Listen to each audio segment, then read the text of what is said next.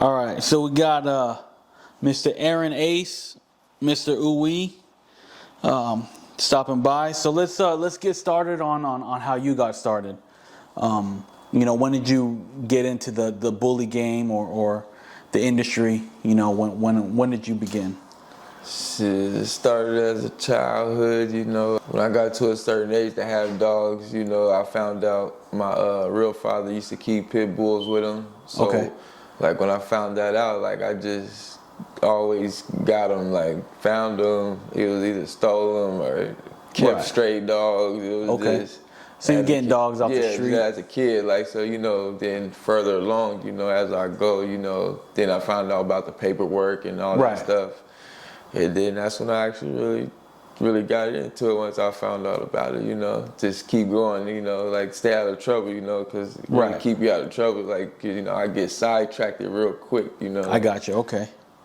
So you started off when you were younger and a kid, with, just like most of us, right, street pit bulls, right. for me as well. So, when did you start investing? Because you're relatively still young, so right. at what age do you think that was for you to see it, for more than just dogs?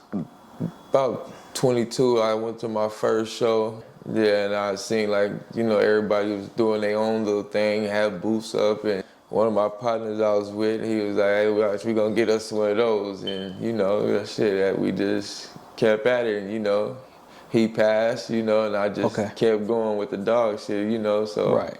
Because when we was doing our shit together, we wasn't fucking around in the street, running around doing dumb shit, we was actually fucking with dogs, trying to get them buff, we was learning shit, we was going to the store, I'm gonna get mine bigger than yours, or I'm gonna get mine bigger than yours, but we didn't know nothing about DNA, or we just trying to leave the streets alone, just thinking different, Focus on something else. Yeah. So, you started with paperwork dogs, bullies, or did you? Because you breed Frenchies now, bullies. so you started with bullies. Okay. Yeah. And then when did you make the switch to the Frenchies?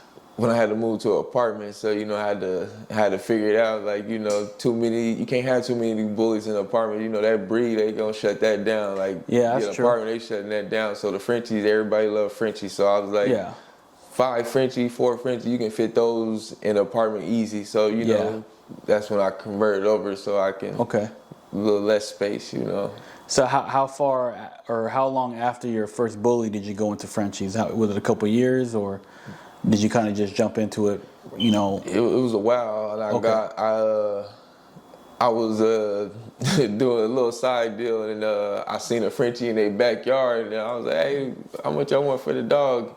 And they was like, "That's a pug." Hey, I was like, all right. I was like, cool, it's a pug. I'll take it. How much? And then they was like, well, my sister-in-law come back, I'll tell you a price. And then they came back the next day and they told me a number, and she was like, yeah, somebody's coming to get it Sunday, so if you don't come and get it by Saturday, it's gonna be gone. Right. But they told me a number that I couldn't refuse, so it was basically telling me, take it, come get it, so.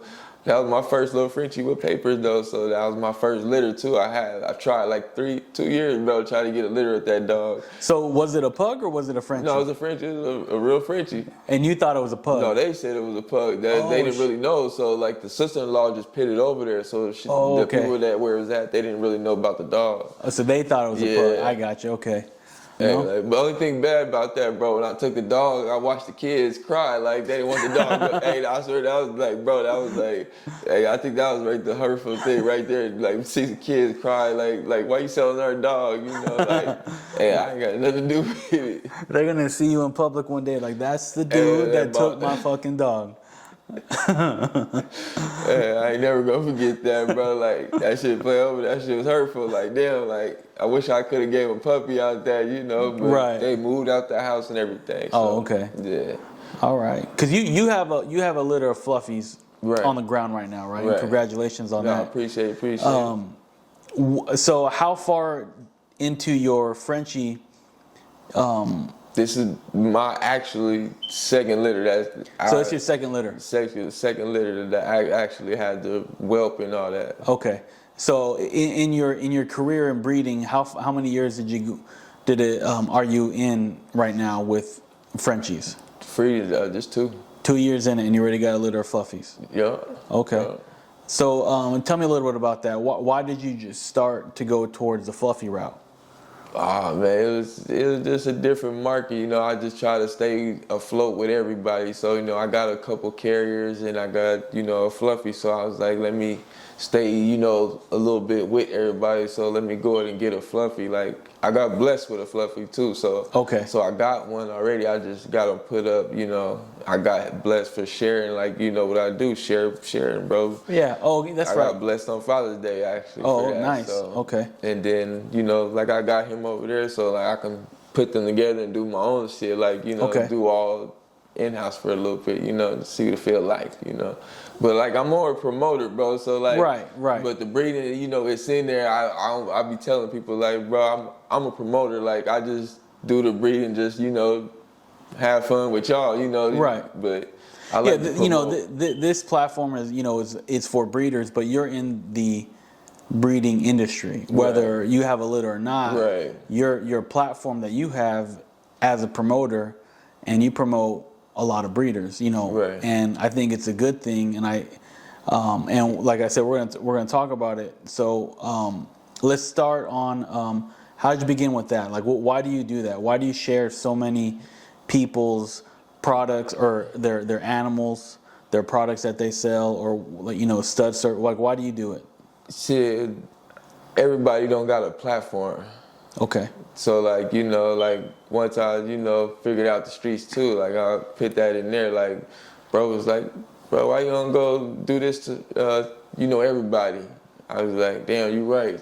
Yeah, I did that. So I was like, damn, I can do that with the dog game. Because when I went to jail in 2018 to 2019, like I was saying OOWWEE the whole time in there. Like from that whole run, just shot it in there. So I was like, fuck it. When I got out, I was like... So that's how the name started. You were doing it inside of jail. Right. Okay. And so when I got out, I was like, I just started seeing everybody picture. Like, I don't even care if the dog was ugly or whatever, bro. Like, whatever you got going, I'm going to promote it and I'm going to put OOWWEE behind it. Like, I usually just say OOWWEE, or sometimes I'll put some stuff behind it. Like, but just, you know, give everybody a platform, you know. Right. And you're from a neutral standpoint. You don't benefit financially from it. You know, you're doing it just to promote out others. Love. Right, out of love. Okay.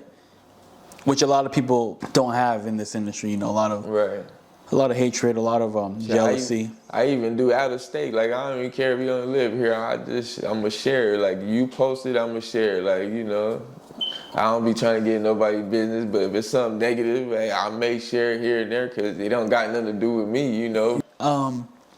Okay, so with your platform and you sharing people's dogs and studs and puppies, you also do another thing where you have breeders or dog owners. It's not even just breeders. It's people with dogs. They just want to show off their dogs.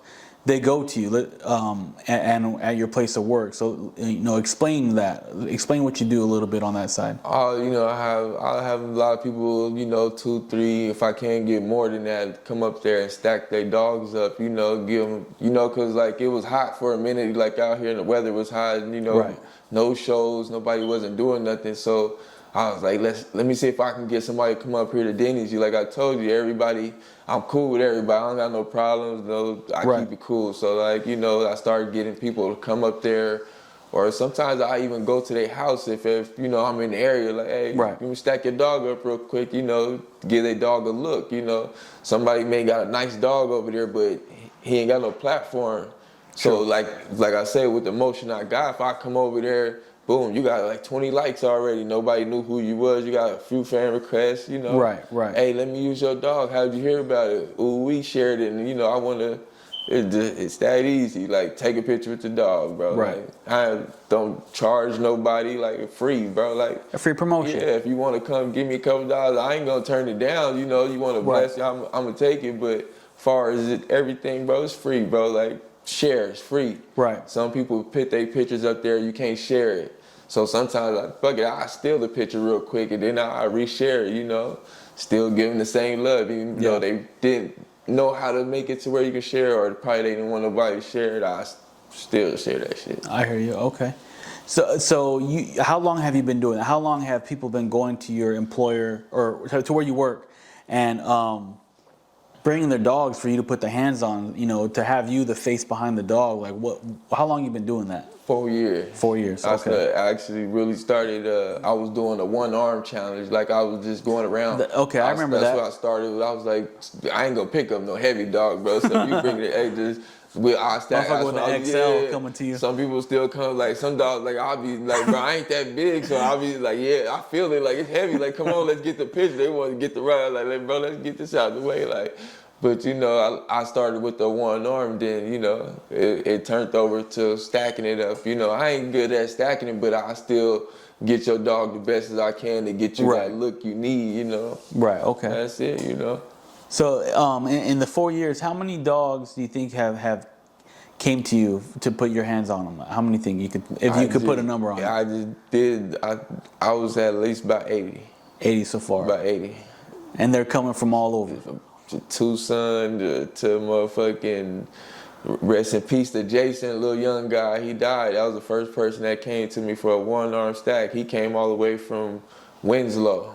Oh shit. Yeah, he came from Winslow. He just passed, but yeah, man, that was a good kid, man. He was dedicated to the dogs. But yeah, that was my first one. I think Yuma too, though. Okay. Yuma. So all over Arizona. Yeah. Have you gotten any out of states yet? No, not yet. Damn. Okay. That's next. Yeah, I talked to Chris Rango and he was like, bro, you gotta step out the box, right. and to go, network. And I was like, shit, I was in a situation so I couldn't really, move and groove how I wanted to, but now I can actually go where I want to go. Okay. So, what I see your next step, in my opinion, would be having you MC a show. Right. Right. You have a good platform, you have a lot of following, a lot of people that like you, you're neutral, and you show a lot of support. I think the best move would be for someone that's throwing the show to have you either co-host it, or you be the man on the mic, or you judging a show maybe. That's what I say. You gotta realize at the end of the day, I'm like, bro, you got your biggest promoter out here right now for the dog community, and like, why haven't y'all threw him on one yet? Like, right. Hey, I ain't mad at nobody. I don't get my feelings behind it. I'm still gonna do the same shit when I wake up, go to sleep. Whatever I'm doing at work, I'm gonna share, still keep it same love. Even if you don't like what I'm doing, I'm still gonna do it. Got some people that use the OOWWEE word, but they don't give me recognition if I need for it. But I don't care about that. It's a free word, bro. Use it. Hey, post it. But just know why you saying it though, Right. Now you're right about that. Anybody could say it. Is it going to have the same impact? Probably not. Right. Not the impact that you would have. Putting someone's dog behind it, but that's why that's why you're at the level you're at. You've been doing it so long, and you got the motion now. You got the name, you got the support. So hopefully you can get on a show. I think that would be the next big thing for you to get you to that next level. Yeah, and then I always shout out a lot of underdogs, bro. It's a lot of new people coming up on the scene, and they coming hard, bro. Like I be watching, I go around, I be seeing like, bro, people got some shit coming out. Like it's a lot of young kids too. Like that's really that's coming up, and then all the new camps, all that. Is there any dogs, since you put your hands on so many, that really stand out, like should get more attention, that maybe aren't, because every state, there's always going to be those dogs that everybody uses, but there's a lot of dogs that don't get seen, and don't get the recognition that I think they deserve. Is there any that you've seen that kind of are on the down low that maybe should get more spotlight? Man, that you could think of? It's too many. I ain't even gonna sit there, but it's some shit out there. It's some heat though. That's all I can say. Like, bro, I ain't gonna say who got what, cause you know motherfuckers don't like it. Ain't no telling people I got this over here. Okay. But all I can say is people got to sit though, and I seen like videos of people like showing me like, yeah, look at this motherfucker right here. Ain't nobody seen it cause they waiting for certain shows to pop Right. shit out. Like I seen shit that's bro. Like I brought a Frenchie around motherfucking dog and. Motherfucking dog was lower than my dog, like, and motherfuckers moving around and shit. I'm like, but they don't want to show their dog yet, you know. Okay. So, you know, but you got to respect it, you know. But Right. there's some shit out there though, like that's all. It's some shit. Okay. So there's a lot of behind the scenes dogs It's a lot that are waiting to make the pop out. Yeah, you see shit on Facebook. Everybody show you but they don't show you behind the scene cut, you know. But if you really locked in with them, like, bro, you'll get to see it. Okay. So with everything you got going on with the litter of fluffies and your promotional platform that you have, what's your next step? What are you hoping to achieve this year in 2024? Well, I started the little OOWWEE shirts, man, you know. So like I'm really trying to see where I go with the little clothing stuff too. Okay. But still keep my promotion, everything going. But I had bought 8 shirts just to see how it went. And it, like, bro, it went it's quick. going good. Yeah, Okay. so like I just wanna keep going. I wanna see where I can go with it, you know. Cause like I say the OOWWEE word and behind it, you know, as long as I put the right stuff on the shirts, you know, certain stuff for like kids too. I want to, you know, just keep it going, you know. Yeah. Okay, so you're gonna try and start pushing your product line a little more. Yeah. Getting that more full. Right. But my biggest goal though, bro, is like to get on somebody's show though, like okay, like just keep. That's your next step then. That's what you want. That's what I really want though. Like the clothing thing's cool, but that getting on that flyer, the MC, judge, whatever, just to show them I can do it, you know. Like you know, I'm not just no rookie. I actually been putting my foot down on their neck just by sharing. Like I know I ain't knocking out breedings like them. I salute them that, you know, dedication, you know, back to back, but. You know, I got another way I'm doing mine too, and you see it. You see it. Okay. With the puppies that you have now, the fluffies, are you gonna start having more litters, or are you gonna? I'm gonna keep one female out of that, and then run with it and see who coming up or what stud I want to use. I got my own stud I can use, but just to put a little bit of spice on it, I can go outside the box and see where it take me. You said you had a couple things that you wanted to get off your chest real quick about tagging people's names, for work for these dogs to get done. We had a conversation off camera. Like, I think a lot of new people coming in that don't know the ins and outs. Right. They just see the money and certain pictures, like certain things, but not what could really go wrong, Right. If I tag somebody, instead of hey bro, let me get your number real quick, or certain people, they new into the game, so they gonna post up there, hey, who can do this? Right. And they blast the plug. And then 5-6 motherfuckers tag, like, bro, you gotta, hey, call me, or let me inbox you real quick. Let me get your number. Hey, hit me up. Hey, let's keep it private. Keep it yeah. private. You don't want it to be out there. If you're getting work done or you're doing work, you want names not to be public. Yeah, you want it to be DM only or a phone call. Yeah, just like the streets. You ain't gonna tag the plug, Plug gonna get on your head. I ain't working with you no more. So, every day that plug gonna cut you off. Like, bro, I put my business out there for it. Like, you can't, bro. Right. It's the same thing. It's just a different game, but the same thing. You stop tagging people's names. Like, right. I think it's important to know. I don't know if people aren't telling these newcomers or maybe the newcomers don't know the risks or whatever it is, but you definitely just don't want to be putting people's names out there, on the book or on Instagram, because let's face it,